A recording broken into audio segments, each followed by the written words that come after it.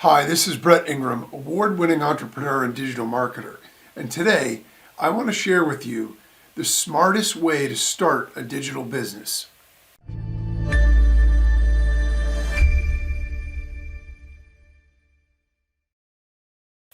So digital business nowadays is all the rage, right? Quite simply, the difference between a digital business and maybe a traditional business is just the fact that the majority of what we're doing is done in the online world. So it doesn't mean that we don't have any physical business presence or any physical business products or anything like that.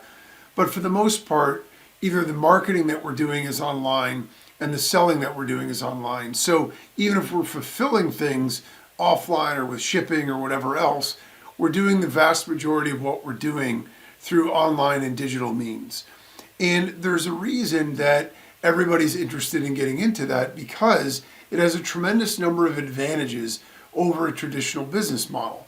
You know, the majority of it is that we can start it with a lot less capital up front. We can start it with a lot less work up front and a lot less overhead, because we don't need employees, we don't need a physical office space, and we don't need a lot of the other things that we would normally need in order to be able to do it. In fact, we don't even need much of a budget. So the great thing about a digital business is that it has a lot of advantages, and it makes it so many more people are able to get involved. The question is, though, just because people are running a digital business, does it make them more successful? You know, is it any easier? And the answer is actually a little bit complicated, because it's not really easier. It just has less risk inherent in it. You know, if you take out a $100,000 loan to start a brick and mortar business and it fails, well, you know, that's a lot of money that still needs to be paid back. If you spend $3,000 to start a digital business and it doesn't work out, most people are going to be able to walk away from that and survive it. And so the risk element is a lot lower, but at the same time, the idea of running a business, starting a business, and making one successful isn't really any different than it ever was. There's still challenges, there's still risks, and so I want to share with you how to do it in the way that makes the most sense and is the smartest way to do it, and it's the way that I would do it if I were starting over today. So it makes sense why everybody wants to get into a digital business. And over 15 plus years in digital marketing myself, I've seen a lot of successes and I've seen a lot of failures also. And, you know, some of the failures are pretty obvious, you know, in terms of why you can point out reasons why they didn't succeed, right? Somebody didn't have the commitment. Well, I mean, no matter what you're doing, if you're not really committed to it and you're sort of kicking the tires, you're not going to be very successful. You know, there's no demand for the product. So they create a product that they think is going to be great, and then unfortunately nobody buys it. So they're not able to generate any demand. Some people just jump around too much. They try one thing, it doesn't give them instant results, so they move on to something else and then something else. So they're not focused on any one thing. And so there are a lot of different reasons, and those are just a few. But really the number one cause, if we really break it down and we really look at why most businesses fail when they start in the digital area, is that they can't make enough sales, right? It's that simple. You know, they end up with an idea, and for whatever reason, they can't make enough sales to either pay the expenses, or at least enough sales to make enough money for them to be able to devote enough time to it, because they have to work in order to earn enough money at their job as well. And so ultimately, if we look at it from the perspective of sales, what we're really saying is they're not getting enough traffic. They aren't getting enough leads. Because if you're getting enough traffic and leads and you have a decent product, you're going to make the sales. So at the end of the day, they can't make enough sales, but it's really because they can't drive enough traffic, or at least traffic at enough of a cost where they're able to more than recover. You know, the cost is profitable instead of an expense. Anybody can drive traffic if you just run a ton of online ads, but you lose your shirt if you don't know what you're doing. So you have to be able to run traffic to your offers in a way that's profitable. And so the reason for that is because the normal process that people follow, and this is sort of the tried and true process of business since the beginning of time, is that we create a product, we create an offer that we think is going to sell in the marketplace. And then we go out there and we present it to the marketplace and we hope that there's a demand and we try to sell it. So we hope that people want it and we try to find ways to advertise or promote it to get it in front of them so they will buy it. And that's essentially how business has worked since the beginning of time. And it's a way a lot of people still do it. And it sounds reasonable, right? It makes normal sense, and it is the normal traditional way that people have always run a business. But it's risky because now there's a better way to do it.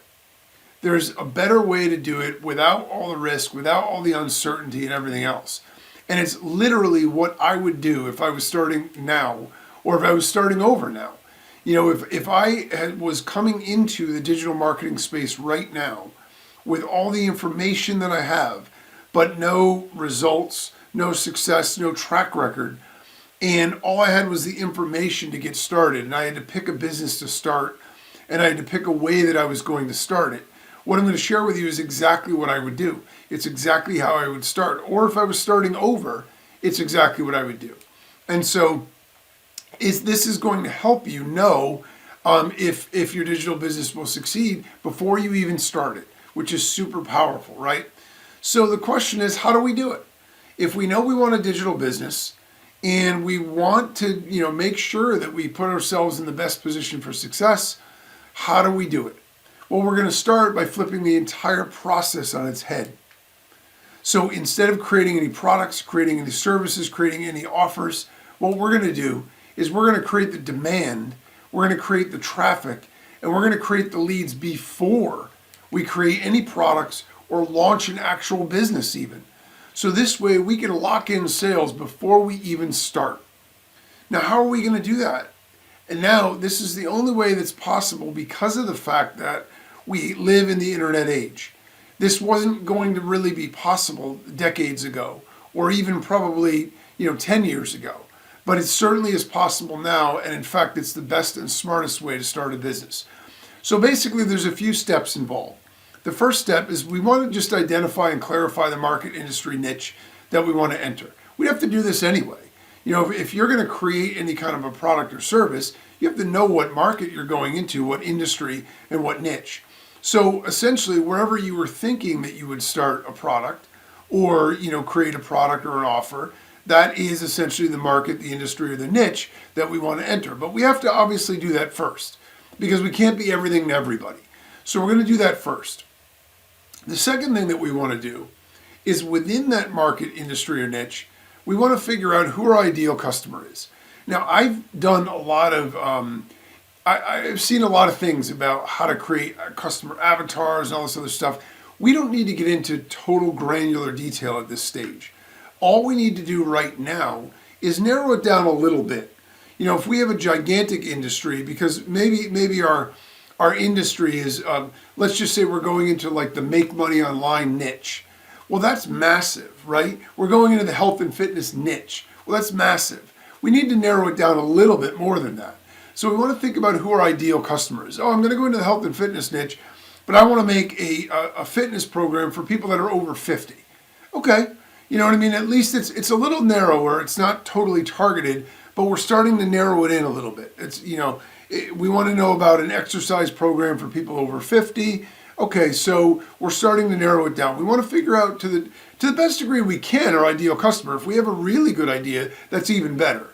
But if we don't, that's okay. It could be a little generic, it could be a little general, but we want to at least sort of narrow it down a little bit and create an avatar, basic like perception of who our ideal customer is with as much detail as possible, but no worries if we can't get too specific or too granular with it at this stage.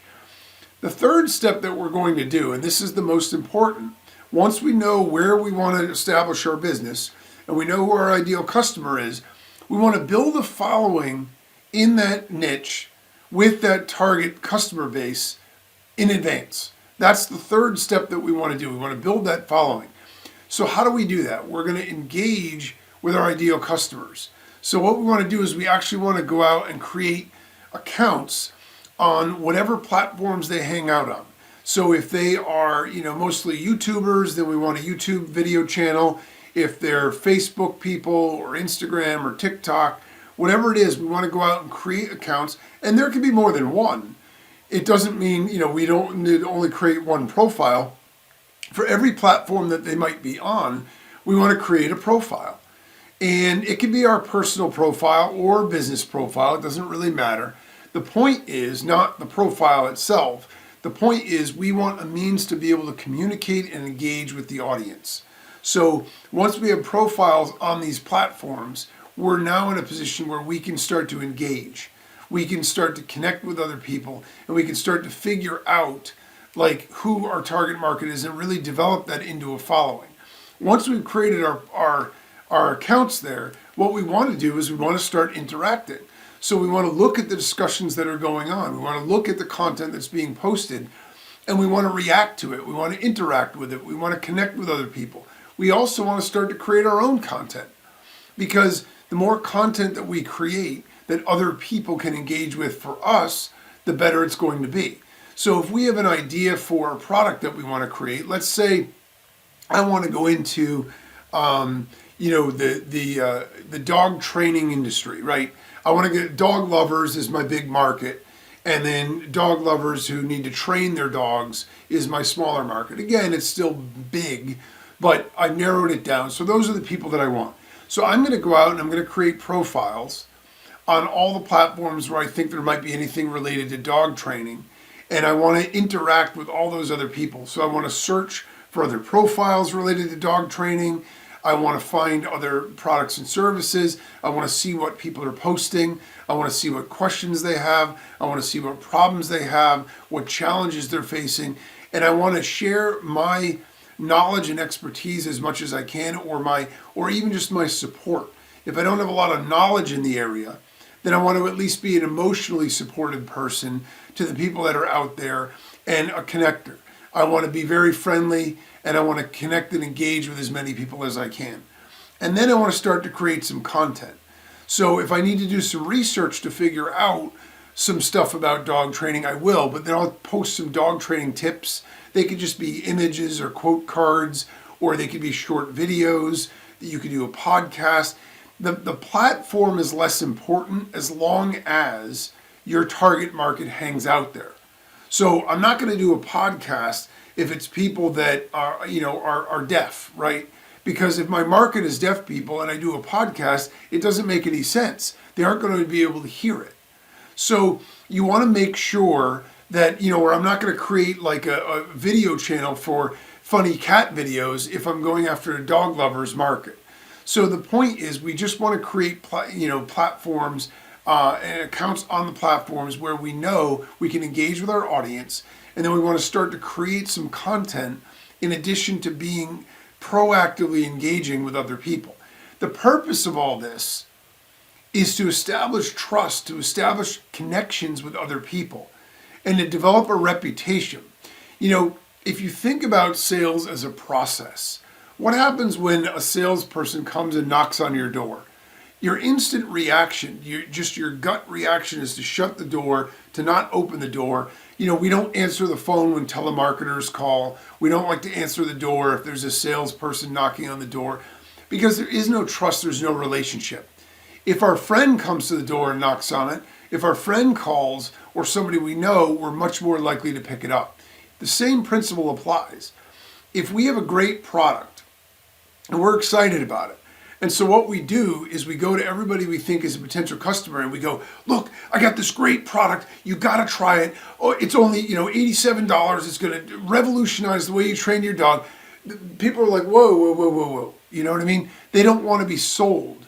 So even if you have the greatest product and you have all this enthusiasm, the challenge that we run into is it's a natural knee-jerk reaction for people to reject and get defensive in the light of being sold or having things pushed on them.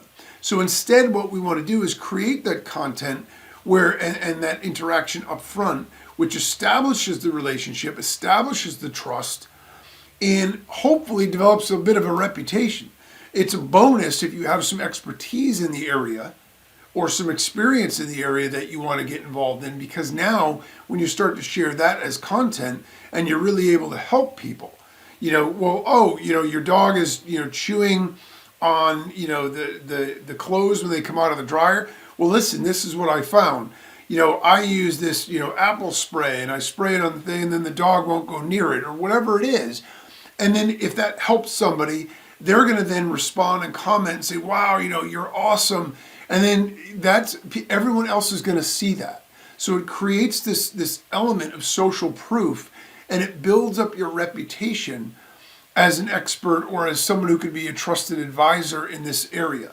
So you can see how this is starting to get in the direction of, bringing it so when we then try to launch a product, it's a no-brainer. Everybody's going to want it before we even offer it. So once we've established this relationship and this trust, and this takes time, which is why, by the way, we want to, the old expression is, and I forget who said it, we want to dig the well before we're thirsty, right? So the whole idea here is that what we're doing is we're generating this audience, we're generating this traffic, we're generating these leads and these prospects for what we're going to be offering long before we're offering anything. So then when we go to offer it, we have an opportunity to be able to make sales right up front. So this can take some time, which is why we want to start it early. If we wait and we have the product all done and ready to go, then we're impatient. So then we want to push it on people because we've got this thing and we want to make sales, we want to convert it into sales, and we spent so much time and energy on it that now we just want to convert it into revenue. Well, unfortunately, that makes it more challenging. And then we end up needing to pay for ads and do a lot of other things which make it more difficult to succeed. So if we do this and we do this methodically along the way, even if we don't have a lot of time each day, we can invest a little bit. Relationships are built over time. So even if you spend 8 hours a day, you aren't going to be able to build 100 relationships in 3 days. It takes time. So that's why we start this up front. Then once we've got sort of a footprint established and we've connected with a bunch of people and we're interacting with a bunch of people and we're posting some content, and again, it can be videos, images, audios, podcasts, whatever, as long as it fits the market, the platform, and it's, true to you. If it's legitimate content that's good, then great. Then step 4 is we want to pre-sell our product or service. So now we've done the work up front. So now we've earned the right to be able to talk to people in our market, in our audience, and say, hey, listen, you know what? I know you're a dog lover. I'm a dog lover. We all know people that have dogs where they're challenging, right? They bark every time the mailman goes by. They attack people when they come through the door. They chew up our stuff when we're not, our slippers when we're not home. I have a number of things that I've been putting together, in a dog training like video series. And I was just wondering, is that something that you'd be interested in? Or do you know people who'd be interested in? You could give them an outline of what you're thinking it could be or whatever. And you can literally ask people before you even create the product if they'd be interested in it. You could also ask them, what advice would you have to make this the best possible product? Now you're getting market research that you're able to incorporate into what you're going to create before you create it too. So instead of hoping what you're creating has a demand, you're guaranteeing the demand because you're getting it up front. If no one's interested, then you're going to need to pivot and figure out something else that you can offer. But you've still done the work to build the market and build the relationship, so you're still going to be able to do business there. You just need to shift what product or service you are going to make. When people start to say, yeah, that'd be cool, then what you can do, you can survey people. You can also give them a beta version, right? So if you make an outline or a simple version, or maybe the first chapter or first video of the series, you could give it to them and say, hey, listen, I'm just looking for some honest feedback. Can I ask you to watch this 5-minute video, sample video, and give me what your impressions are? Because I'm thinking of making a dog training guide, video series, and I just want to make sure before I do all the work that people are going to like it. If you've established trust in a relationship with someone, of course they're going to be willing to do it. Not everyone is going to give you feedback, but at the same time, a bunch of people are. And if you build a good enough relationship, they'll be honest. They'll tell you, well, you know what? I really love the content, but the audio quality is not that great. Maybe you want a little bit better microphone. Great. Now, instead of wasting 20 or 30 hours recording all these videos to find out that the audio sucks and nobody wants it, you could spend $200, get a brand new microphone, And now when you make it, it's got professional quality audio, and you're going to hit the ground running with a product everybody wants. So once you've gathered this feedback loop and you've sort of narrowed in your product, now you know exactly what to make. So step 5 is create the product and offer and roll it out. And you can roll it out to your following first at a very low cost because you already have a connection with them. And you can do that before doing any other promotion. And then again, now that it's a finished product, you can start to get feedback and testimonials. As you get feedback and testimonials, you could use that in your marketing. Because what other people say about you and about your products and services is far more powerful as a sales tool than what you say about your own. It's a reason that like 78% of people or something like that look up product reviews online before they buy a product or a service, because they want to see what other people have said. They know marketing people can be slick and sophisticated, and we're all going to tout our own products as the best thing that's ever been created. So they want to hear from other people that have actually used it. Hey, does this thing work? Is this a good product? Once they know that, they're much more likely to invest in it. And so we can get those feedback and testimonials, use that in our marketing and in our product, and now we've done all the work, but we just flipped it on its head, so we did it in reverse. And by doing it that way, we've guaranteed the demand before we've created the product. This process is obviously much more work up front, but it's all work we're going to have to do anyway. So why not do it up front before we spend all the money and the time on the product? Because at least if we build the audience, that has value in and of itself beyond the specific product, so it isn't wasted time anyway. But it's also far less risky because we could spend very little money and only waste a little bit of time if we do this and there is no demand, or we find that we can't make an inroads in this market. We've only spent a little time and not a lot of money. So the following is also, has that value beyond the original business idea. So the takeaway here is that starting any business has risks. But if we use a smart approach, we can minimize those risks and maximize our potential for success. By creating our traffic and leads before we get started, we can vet our product, service, and business idea in advance and verify there's a market that's willing to pay for what we want to offer. And that is the smartest way to start a digital business.